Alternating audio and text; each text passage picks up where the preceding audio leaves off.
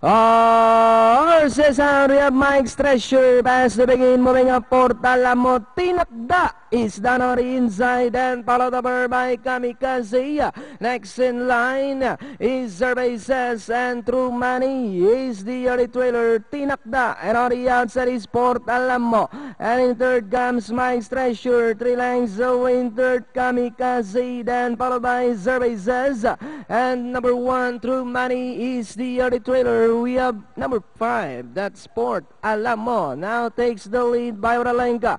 Tinakda drives back in second. Mike's Treasure is racing in third. Then here comes Kamikaze in third, and in fourth now. Down on the inside is True Money and Cervezas. Port Alamo is still in front by about 2.5 lengths.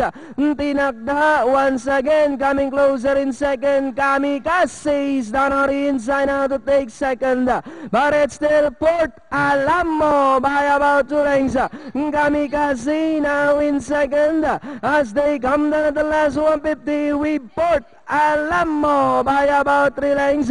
Kamikaze now in second, and in third Cervezas. Tinakda last 75 meters.